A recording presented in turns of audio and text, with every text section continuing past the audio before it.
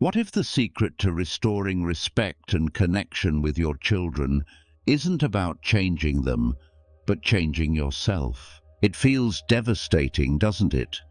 When the children you've loved unconditionally, the ones you've sacrificed everything for, seem to ignore you, disrespect you, treat you as if you don't matter. You wonder, where did it all go wrong? You've given them everything, yet you're met with silence, distance, even coldness. But here's the truth. This pain, it doesn't have to break you. In fact, it can be the key to your greatest strength. Imagine finding peace even when they don't call, maintaining your dignity even when they push you away, earning their respect without demanding it. This isn't about controlling them. It's about mastering yourself.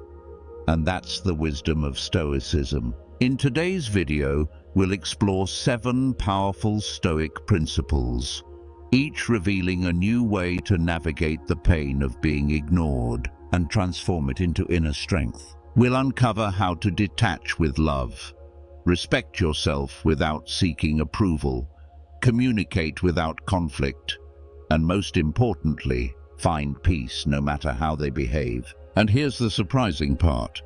When you change the way you see their actions, they'll start to see you differently too. I know, it's heartbreaking. Loving your children unconditionally but feeling invisible in their lives.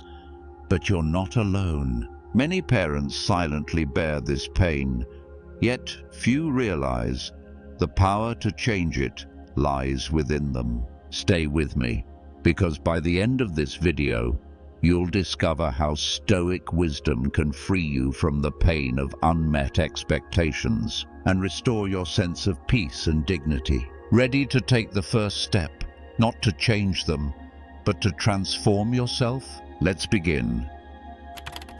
Principle 1. Detachment. Loving without attachment. What if the secret to loving your children is to let go of the need for them to love you back? Detachment. It sounds cold, even heartless, but in Stoicism, detachment isn't about withdrawing love. It's about freeing yourself from the pain of unmet expectations. Imagine this. You pour your heart and soul into raising your children.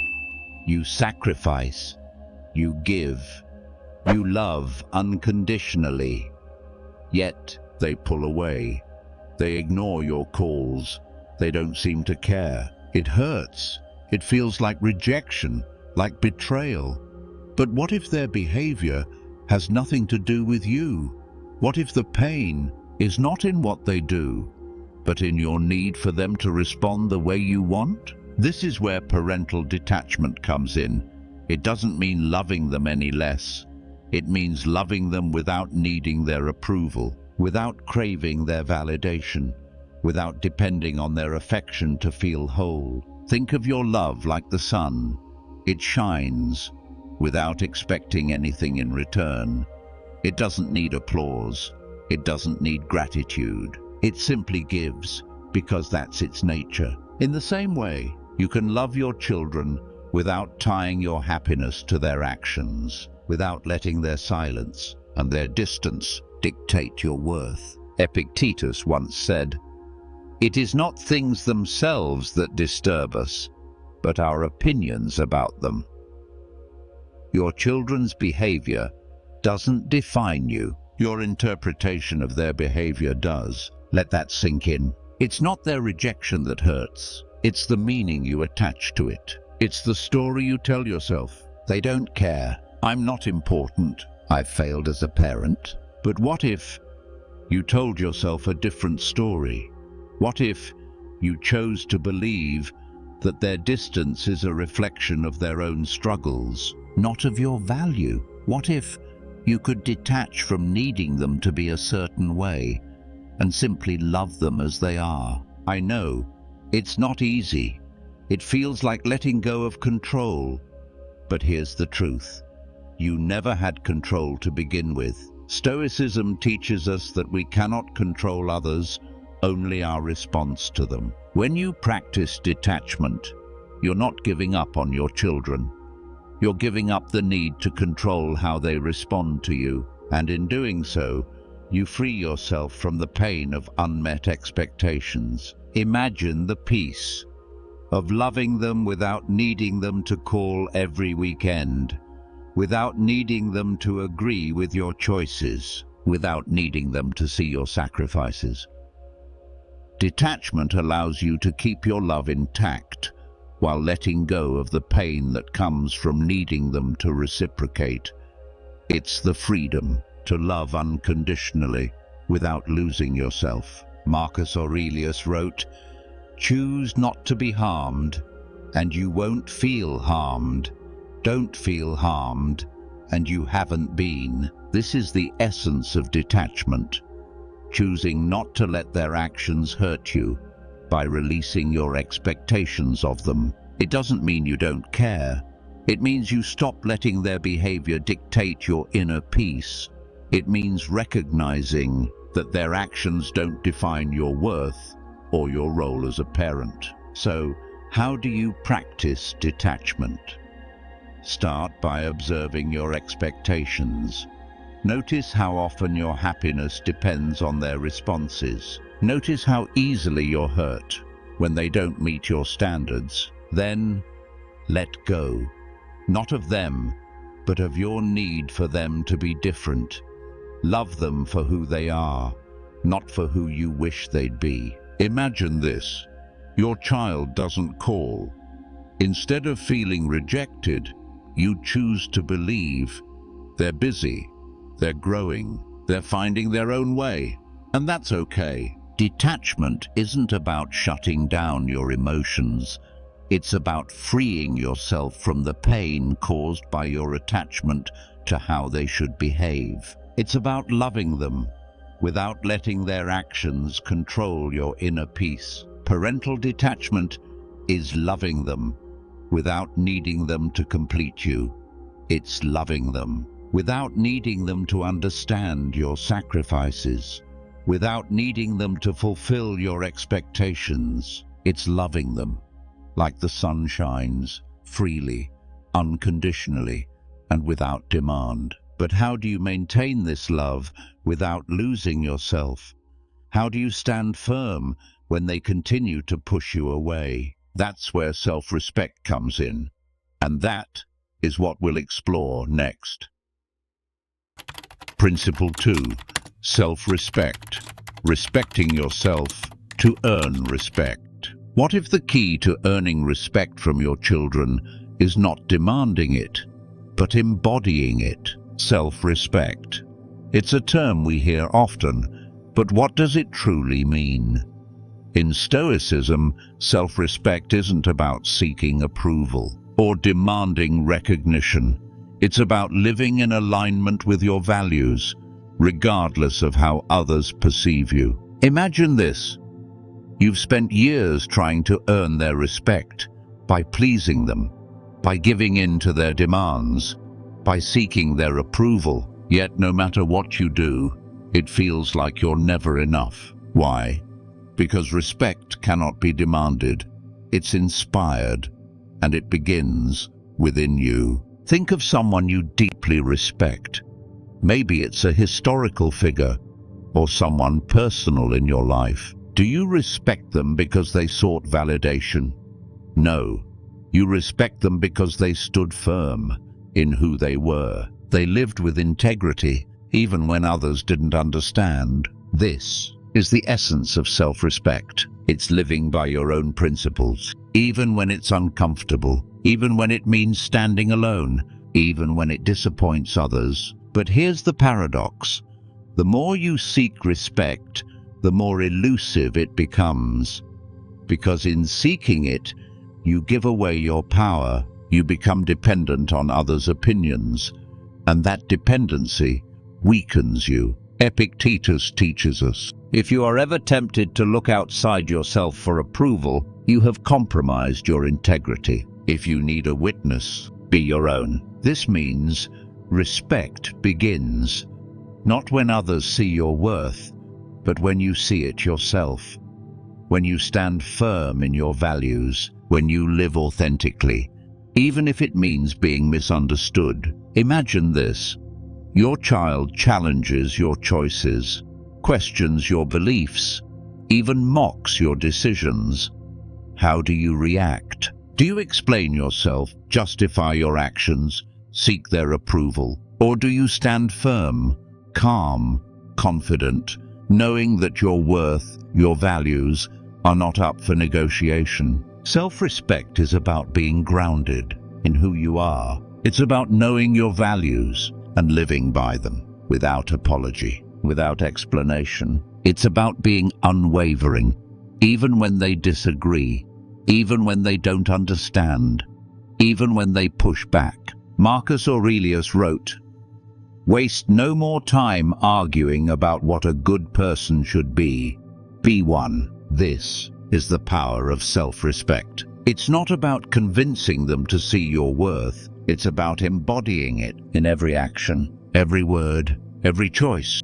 When you live authentically, when you act with integrity, you inspire respect without demanding it. Because respect isn't given to those who seek approval. It's given to those who don't need it. Think about it. When you stand firm in your values, when you lead by example, when you live with dignity and self-respect, you show them, not through words, but through actions, what it truly means to live with integrity. Imagine this. You disagree with your child. Instead of justifying yourself, you calmly stand by your decision, not to prove a point, but because it's aligned with your values. You don't raise your voice, you don't waver, you simply stand firm in who you are. And in that moment, you teach them the power of self-respect. This doesn't mean you're rigid, it doesn't mean you don't listen, but it means your self-worth is not dependent on their approval. It's rooted in your own integrity. Self-respect is about being true to who you are, not bending, not compromising, not molding yourself to fit into their expectations. And here's the surprising truth. When you stop seeking their approval, they begin to respect you, not because you demanded it, but because you've shown them what respect truly looks like. I know it's tempting to explain yourself, to justify your decisions, to seek their understanding. But remember, respect is inspired, not requested. It's earned by living authentically. So, how do you practice self-respect? Start by identifying your values. What matters most to you? Integrity, honesty, compassion. Then, live by those values, even when it's hard, even when it means being misunderstood. Next time they challenge you, stand firm, not to prove them wrong, but to stay true to who you are. Stand your ground, not to seek approval, but to honor your own integrity. Self-respect is quiet. It doesn't need validation. It doesn't seek applause. It simply is. It's knowing your worth and living by it, without compromise, without apology, without need for recognition. And when you do this, when you respect yourself, you inspire them to respect you, not because you demanded it, but because you've shown them the power of integrity. But how do you communicate this self-respect without creating conflict? How do you express your values without making them feel challenged? That's where mindful communication comes in, and that is what we'll explore next. Principle 3. Mindful communication. Speaking without noise. What if the secret to restoring connection isn't about breaking the silence, but about embracing it? When your child ignores you, it's tempting to fill the void with noise, with complaints, with questions, with demands for attention. But here's the truth. Noise only creates more noise. It pushes them further away rather than drawing them closer. Mindful communication is about speaking without noise. It's about listening more, reacting less, and choosing your words with intention. Epictetus taught us, "We have 2 ears and 1 mouth for a reason, to listen more than we speak."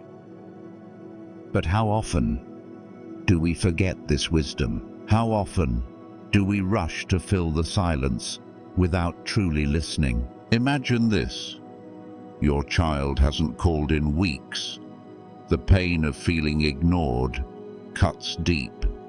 You feel disrespected, undervalued. But what if, instead of confronting them with anger, you chose to listen, not just to their words, but to their silence? What if you asked yourself, what are they not saying? Mindful communication isn't about talking more, it's about observing. It's about understanding. It's about listening, not to respond, but to understand. Picture this.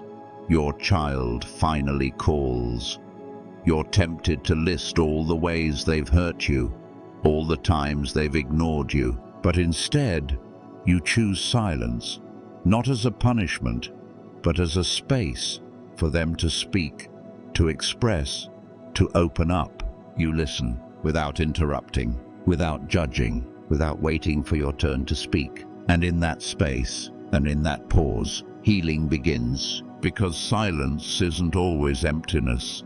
Sometimes it's space for healing, for reflection, for connection. Marcus Aurelius wrote, "Silence is a lesson learned from the many sufferings of life." He understood that true strength lies not in words, but in the wisdom to remain silent when words would only create noise. But how do you practice mindful communication when emotions are high, when the pain of rejection tempts you to shout, to demand, to blame? Start by pausing. Before you speak, take a deep breath.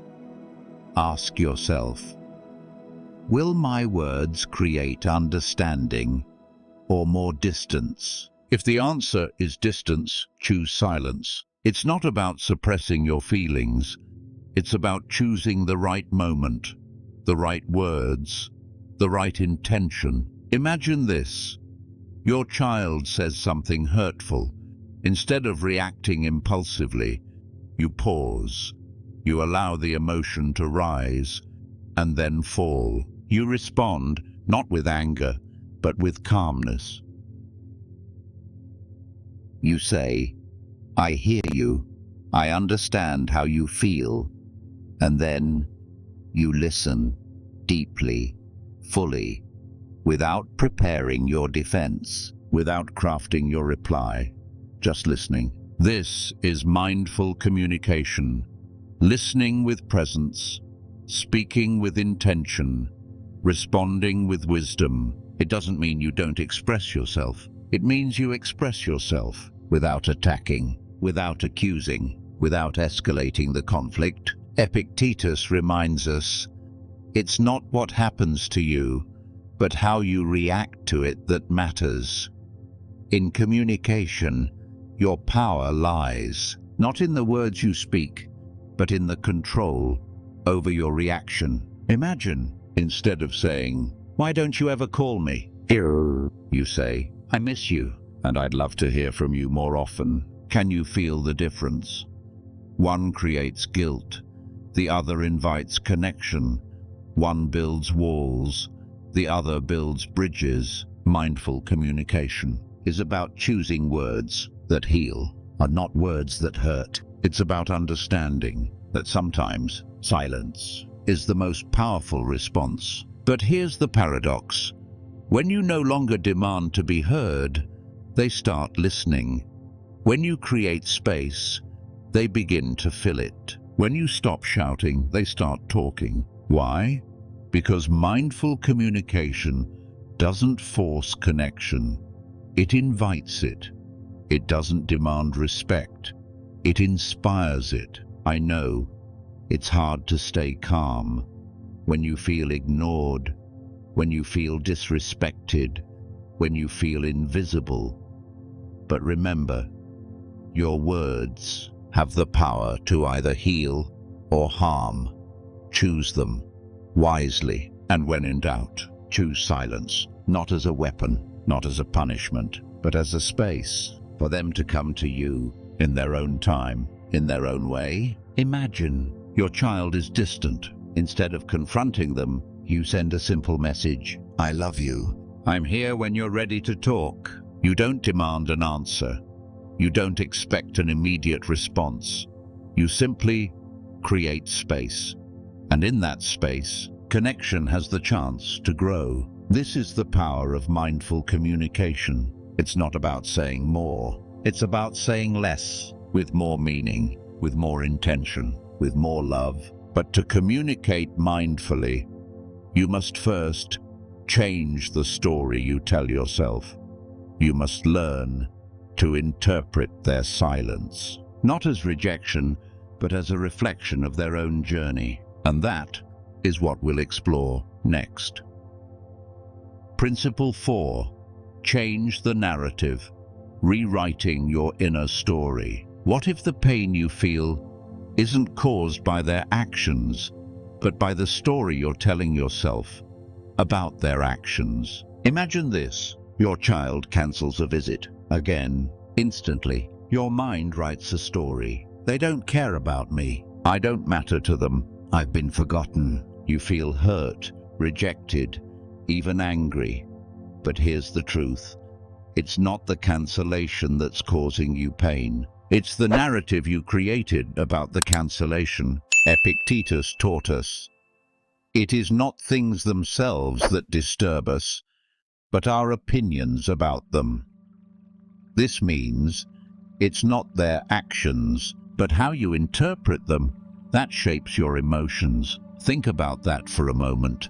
The power isn't in what they did, it's in how you chose to interpret what they did. What if, instead of assuming the worst, you told yourself a different story? What if you chose to believe, maybe they're overwhelmed, maybe they're struggling, maybe it has nothing to do with me at all? Can you feel the difference?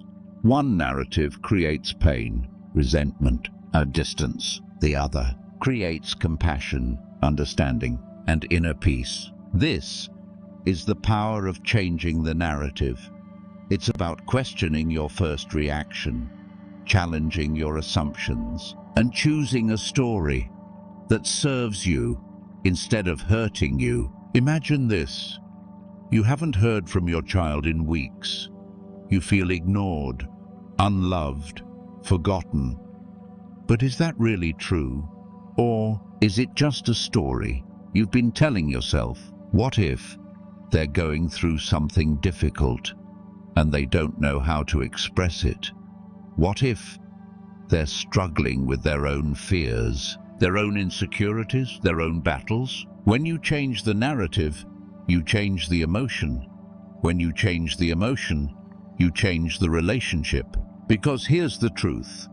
Your thoughts create your reality, not their actions, not their words, but the story you choose to believe. Marcus Aurelius reminds us, the happiness of your life depends on the quality of your thoughts.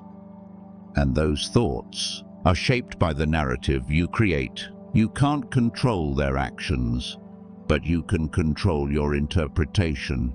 And in that choice lies your freedom. Imagine every interaction as a blank page. You are the storyteller. You decide the plot, the characters, the emotions. You can write a story of rejection, abandonment, and pain. Or you can write a story of understanding, compassion, and peace. This doesn't mean you ignore the hurt. It doesn't mean you pretend everything is perfect. It means you choose not to suffer from your own interpretation. Think about it. How many times have you assumed the worst, only to realize later that it wasn't true? How many sleepless nights have you spent torturing yourself with a story that was only in your mind? The story you tell yourself creates your emotional world. If you change the story, you change your life. Imagine this: your child doesn't respond to your message. Instead of thinking, "They don't care about me," you tell yourself, "Maybe they're busy, maybe they need space, maybe they'll respond when they're ready." This doesn't mean you don't feel the pain, but it means you don't add suffering by creating a narrative that may not be true. Epictetus teaches us, men are disturbed not by things, but by the view they take of them. This means you have the power to choose your perspective. And here's the surprising truth: when you change your narrative, you change your energy. When you change your energy, they feel it. Imagine, instead of confronting them with anger, you approach them with compassion. Instead of accusing, you ask questions. Instead of demanding, you listen. When you do this, you create space for honest communication, for connection, for healing. But how do you practice changing the narrative when emotions are high, when the pain feels real, when the story feels true? Start by questioning your thoughts. Ask yourself, is this really true, or is this just my interpretation? Challenge your assumptions. Ask yourself, is there another explanation that is less painful, more compassionate, more understanding? Give them the benefit of the doubt, not to excuse their actions, but to protect your peace. Imagine they forgot your birthday. You feel hurt, unimportant, unloved. But what if you chose to believe, maybe they're overwhelmed, maybe they're dealing with something difficult, maybe it wasn't intentional? Can you feel the difference? One story creates resentment, the other creates empathy. This doesn't mean you suppress your feelings.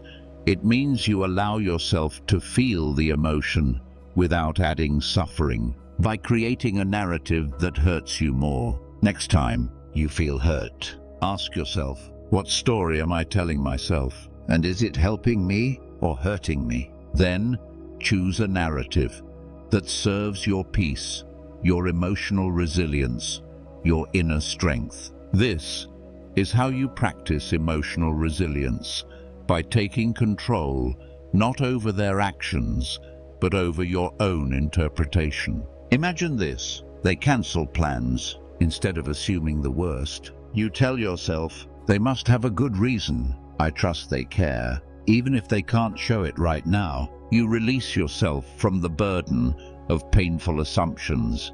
You free yourself from the chains of your own mind. This is the power of changing the narrative. It's not about changing them, it's about changing the story. You tell yourself about them. But before you can change the narrative, you must first let go of expectations. You must learn to love them without needing them to be any different. And that is what we'll explore next. Principle 5. Let go of expectations. What if the pain you feel isn't caused by their actions, but by your expectations of them? Think about it. How many times have you been disappointed because they didn't call, they didn't visit, they didn't show they cared the way you expected them to? You waited, you hoped, you built up scenarios in your mind of how they should behave, how they should love, how they should reciprocate. And when reality didn't match those expectations, it hurt deeply. But here's the truth: it wasn't their actions that caused your pain. It was the gap between your expectations and their reality. Seneca said, "The greater the expectation, the greater the suffering." And that is the essence of this principle. When you expect them to act a certain way, to fulfill a certain role, to meet your emotional needs, you're setting yourself up for disappointment, because expectations are a form of control, and control is an illusion. You cannot control how they feel, what they do, or how they express their love. You can only control your response, your interpretation, and your choice to let go. But letting go of expectations doesn't mean you stop caring.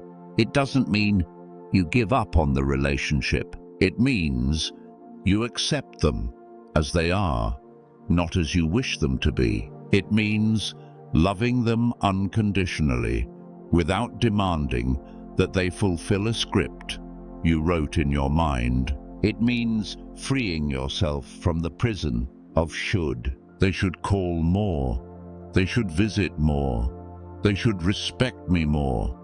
They should understand me. Each should is a chain that binds you to suffering. But imagine letting go. Imagine no longer needing them to be any different, to feel at peace. Imagine loving them without needing to change them. This is emotional resilience. This is wisdom.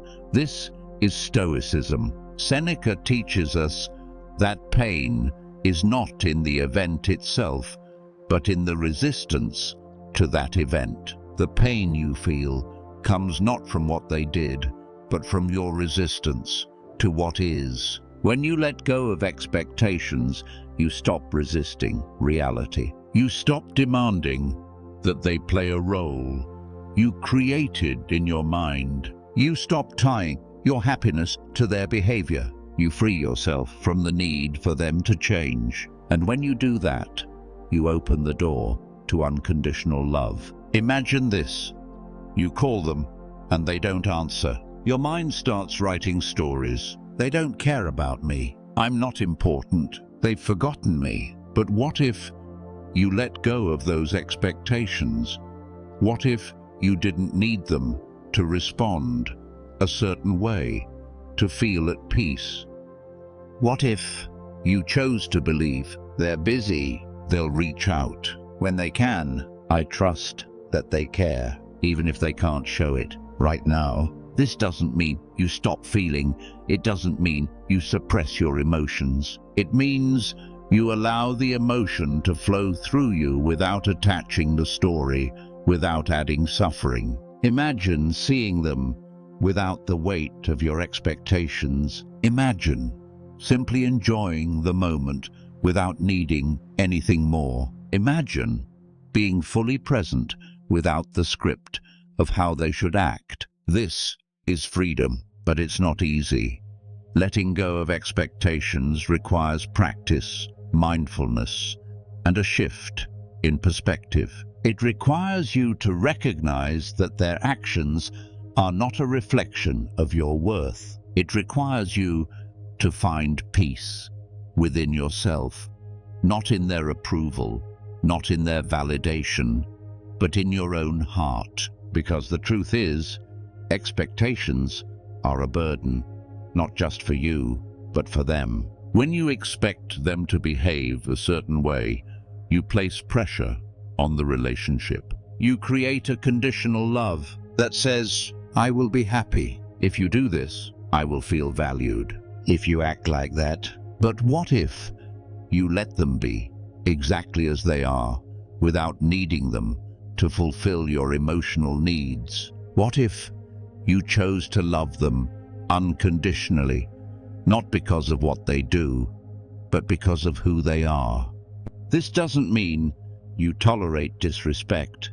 It doesn't mean you accept hurtful behavior. It means you set healthy boundaries without needing them to change. It means you protect your peace without tying it to their actions. Seneca reminds us, the wise man is satisfied with himself, and his inner peace depends on nothing outside his control. When you let go of expectations, you reclaim your peace. You stop allowing their actions to dictate your happiness. You stop waiting for them to make you feel loved. You start loving without needing anything in return. This is how you find freedom. But how do you practice this in daily life? How do you let go of expectations when they feel so deeply ingrained? Start by noticing your thoughts. Become aware of the shoulds and the if-onlys. If only they called more, I would feel loved. They should visit more to show they care. Observe these thoughts without judgment. Notice the pain they create. Notice the suffering they cause. Then challenge them. Ask yourself, is this expectation helping me or hurting me? Ask yourself, what would happen if I let go of this expectation? Would you feel freer? Would you feel more at peace? Would you love them more fully? And then let go, not all at once, but little by little. With each breath, release a should. With each exhale, let go of an if only. This is a practice. It won't happen overnight, but each time you let go, you free yourself just a little more. Imagine loving them without needing them to be any different. Imagine being at peace, regardless of their actions. Imagine living without the burden of expectations. This is freedom. This is emotional resilience. This is stoicism. But before you can fully let go, you must learn to listen, not just to their words, but to their silence. Not just to their actions, but to the emotions behind them. And that is what we will explore next. Principle 6. Cultivate compassion.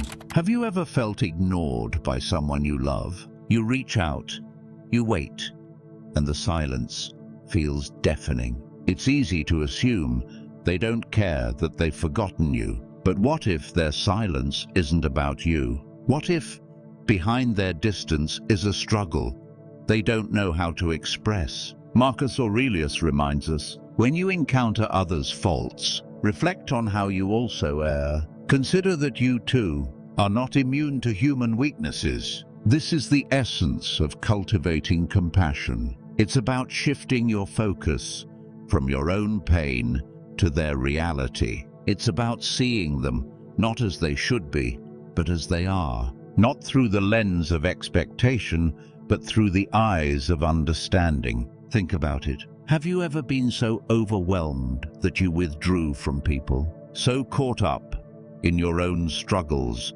that you failed to notice those reaching out to you? If you have, then you already know. Silence isn't always neglect.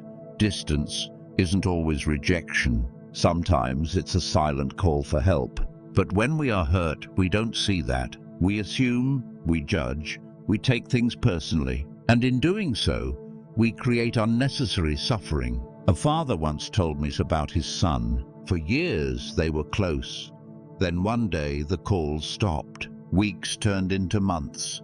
The silence was painful. He told himself, "My son no longer cares. I've lost him." But then one day the son called, not to explain, not to apologize, but simply to share. And in that conversation, the father learned something. His son had been struggling. A career setback, a divorce, a battle with self-doubt. He wasn't ignoring his father.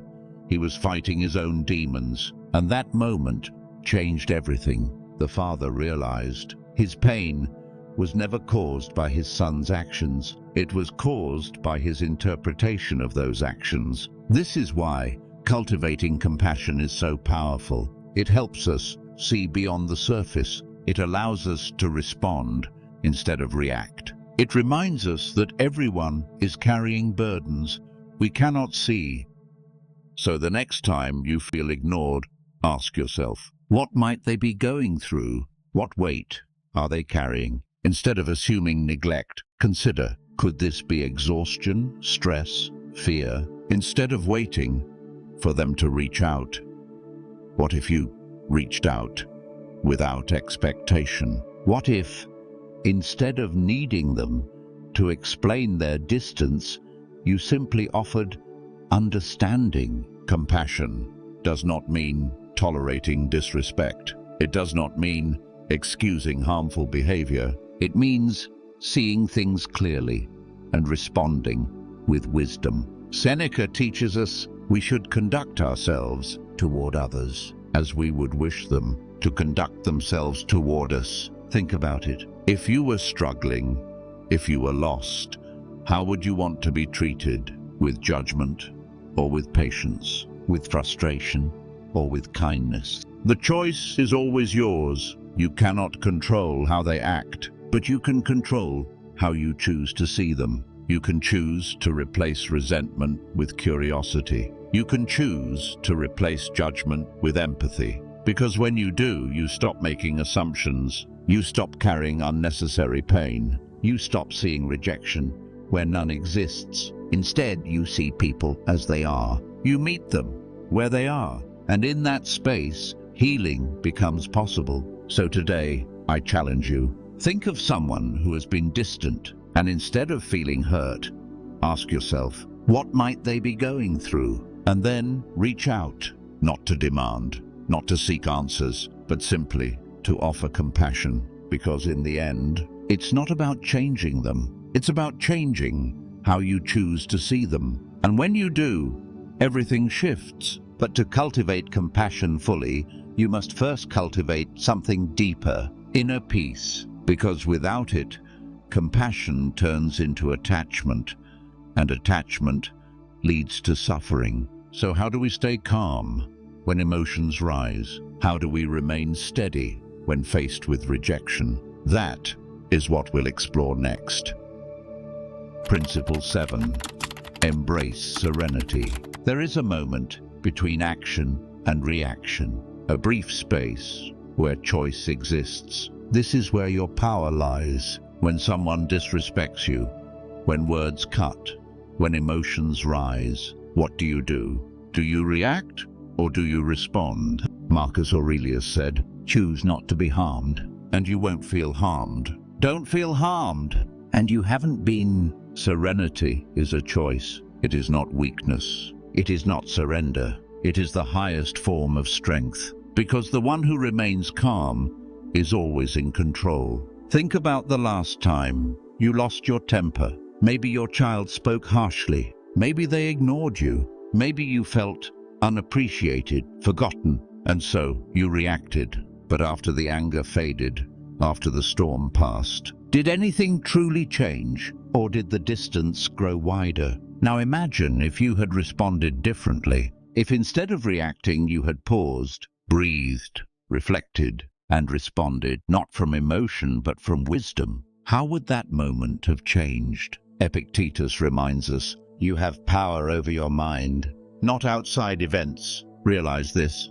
and you will find strength. Because the truth is, you cannot control others, not your children, not their words, not their actions, but you can always control yourself. Imagine standing in the middle of a storm, winds howling, rain pouring, chaos everywhere. Most people get swept away, but the Stoic stands firm, unmoved, unshaken, because they know the storm is temporary. Just like emotions, just like disrespect, just like anger, none of it has power over you unless you let it.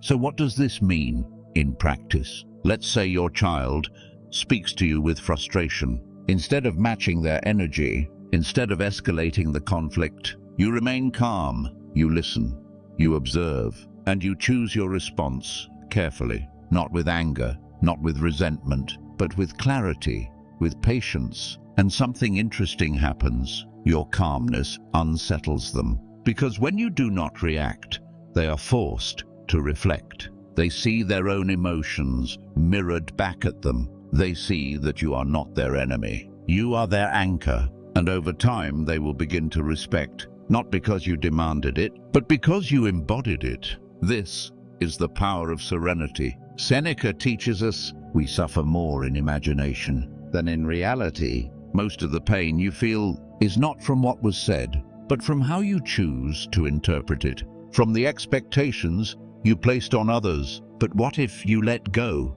What if, instead of expecting, you accepted? What if, instead of reacting, but you observed? Wouldn't life become lighter? Wouldn't peace come naturally? You see, people will always test you. Life will always challenge you. But when you master yourself, nothing outside can shake you. So next time you feel disrespected, pause, breathe, remind yourself, I control how I respond. And in that moment, you take back your power, not by forcing, not by demanding, but by being unshaken, unmoved, truly free. Principle 8. Be the example. Your children are watching you, even when they seem distant, even when they seem indifferent. They are learning from you, not just from your words, but from your actions, your reactions, your silence. Who you are teaches them far more than what you say. If you yell, they learn anger. If you criticize, they learn judgment. If you remain calm, they learn patience. If you act with integrity, they learn honor. This is the power of example. Seneca said, nobility of spirit is shown in how one leads their life, not in others' opinions, your value, your strength, your respect. It's not in the words you speak, but in the life you live. You see, children are not fooled by appearances. They see through pretense, they see through hypocrisy, they see the truth behind every action. They notice how you treat others, they observe how you handle frustration, they feel your energy. So the question is, are you living the values you want them to learn? Are you embodying the wisdom you want them to follow? Imagine a father who demands respect but loses his temper, who preaches patience but acts out of anger, who speaks of love but holds on to resentment. His words are empty, his lessons fall silent. But then, imagine another father who faces challenges with grace, who listens even when it's hard, who admits his mistakes and grows from them.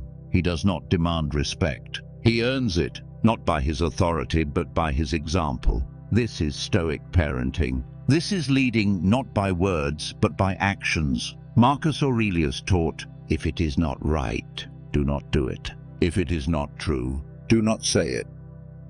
This is integrity, living in alignment with your values, not because others are watching, but because it is who you are. Think about it. When was the last time you reacted out of anger? Did your child see it? Did they learn that losing control is acceptable? Or when was the last time you faced disappointment with grace? Did your child witness it? Did they learn the power of resilience? Your actions shape their character. Your choices build their worldview. Your example becomes their standard. So what example are you setting? When you face adversity, do you complain or do you endure? When others disrespect you, do you retaliate or do you rise above? When life doesn't go as planned, do you fall apart or do you adapt? This is Stoicism, not in grand gestures, but in everyday moments, in how you speak, in how you listen, in how you forgive. Because respect is not demanded,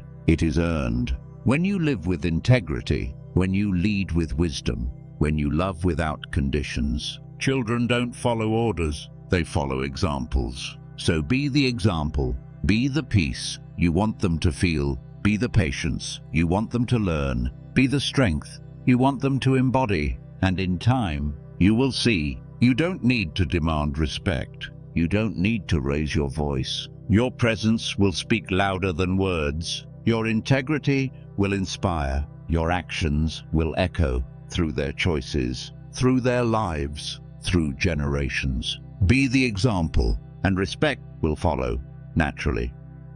Principle 9. Accept what you can't control. There are things in life that you will never control, no matter how hard you try, no matter how deeply you care. You cannot control the choices your children make, the paths they decide to follow, the thoughts they think, the emotions they feel. You cannot control their successes or their failures, their love or their indifference, their presence or their absence. This truth is both terrifying and liberating. Terrifying because it means you are vulnerable. Your heart is exposed. Your hopes, your dreams, your expectations, they all rest in hands that are not your own. But it is also liberating because once you accept that you cannot control them, you free yourself from the suffering of unmet expectations, from the pain of resistance, from the burden of trying to shape a world that was never yours to shape. Marcus Aurelius said, "You have power over your mind, not outside events. Realize this, and you will find strength." This is the essence of Stoicism: to accept what you cannot control, and to master what you can, your own mind, your own reactions, your own peace. Imagine a parent who has a dream for their child to follow a certain path, to pursue a career, to live a certain way, but the child chooses differently. They go down a road the parent never imagined. Maybe it's a road filled with risk, with uncertainty. Maybe it's a road the parent fears, and so the parent feels betrayed, hurt, angry. But why? Is it because of the child's choice, or because of the parent's expectations? Epictetus taught, "It is not things themselves that disturb us, but our opinions about them. It's not the child's decision that causes the pain. It's the story the parent tells themselves, that the child is rejecting them, that the child doesn't care, that the child is making a mistake." But what if the parent could let go of that story? What if they could accept the child's path without judgment, without resistance, not because they agree, but because they respect the child's right to choose? This is not surrender. This is not giving up. This is love, unconditional, unattached, respectful. Imagine the peace that comes with letting go of the need to control, of the need to change, of the need to be right. Imagine the freedom to love your child for who they are, not for who you want them to be, to support their journey, even when it's different from your own, to trust that they are on their path, and that your role is not to lead them, but to walk beside them. This is acceptance. This is wisdom. This is strength. Marcus Aurelius reminds us, choose not to be harmed, and you won't feel harmed. Don't feel harmed, and you haven't been. Acceptance is not about agreeing. It's about releasing. It's about finding peace within yourself, regardless of what happens outside, because in the end, the only thing you truly control is your own mind, your own heart, your own peace. You cannot control their choices, but you can control your reaction. You cannot control their journey, but you can control your support. You cannot control their love, but you can control your own. This is your power. This is your freedom. This is Stoicism. Accept what you cannot control, embrace what you can, and find peace in the wisdom to know the difference. We've just explored 9 powerful Stoic principles that guide you to love without attachment, to respect yourself, to communicate mindfully, to change your inner narrative, to let go of expectations, to cultivate compassion, to embrace serenity, to be an example, and to accept what you cannot control. These are not merely lessons. They are paths to peace, to strength, to love, to freedom, and above all, to wisdom.